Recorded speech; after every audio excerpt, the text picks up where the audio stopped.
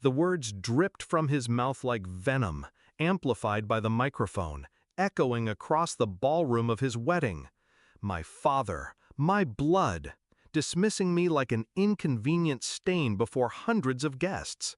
He stood tall, hand gripping the waist of his new wife, while the crowd shifted uncomfortably.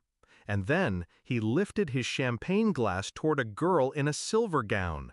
His real daughter, the child from his second wife. Applause filled the air. But in that applause I heard a funeral, mine. Until she saw me, her eyes widened, her glass slipped from her hand, and she screamed, "Oh my God, she is my—" The music choked, the crowd froze, and I smiled. I grew up in shadows. My father never denied me food, never denied me shelter, but love, recognition, a name spoken with pride, those were luxuries reserved for someone else. I was the mistake, the accident, the whisper he buried under wealth and reputation. At school events, he never came. Birthdays, he stayed busy.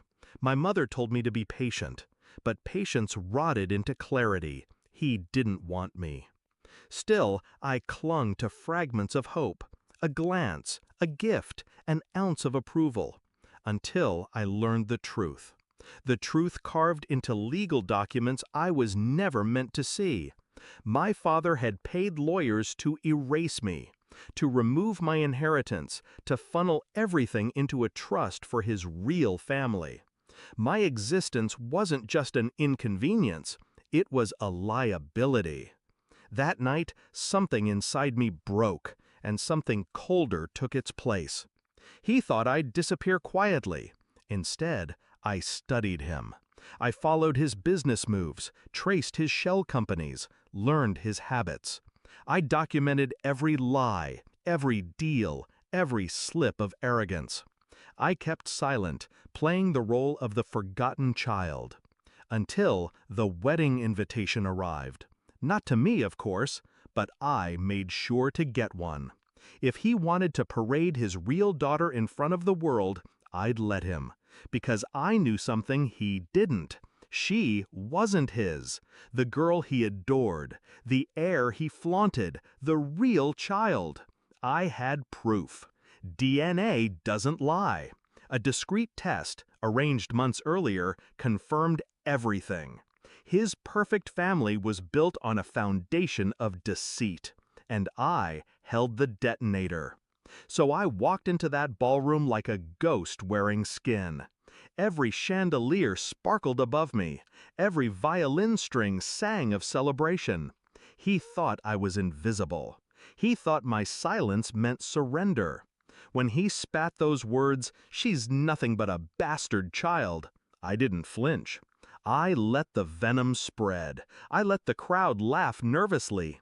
Because revenge is sweetest when it ripens in public. And when his precious daughter saw me across the room, her scream ripped through the night like a blade. "Oh my God, she is my—" The crowd erupted, murmurs, confusion, gasps cutting through champagne bubbles. He paled, she trembled, and I raised my glass. The fallout was immediate. Whispers turned to questions. Guests asked about birth records, timelines, fidelity. His new wife's smile cracked like porcelain. Phones lit up with notifications. Because while the ballroom panicked, my evidence went live. Articles, photos, legal documents, the DNA report. Everything I'd gathered released to journalists, timed perfectly to the hour. Headlines bloomed. Business mogul lied about heiress. Fraud allegations emerge amid family scandal. Hidden child steps forward with proof.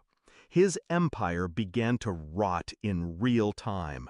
The confrontation came not in shouts, but silence. My father cornered me in the marble hallway, away from the noise. His face was pale, his eyes bloodshot, his voice trembling with rage. "You planned this," he hissed. I looked him dead in the eye. "I learned from you."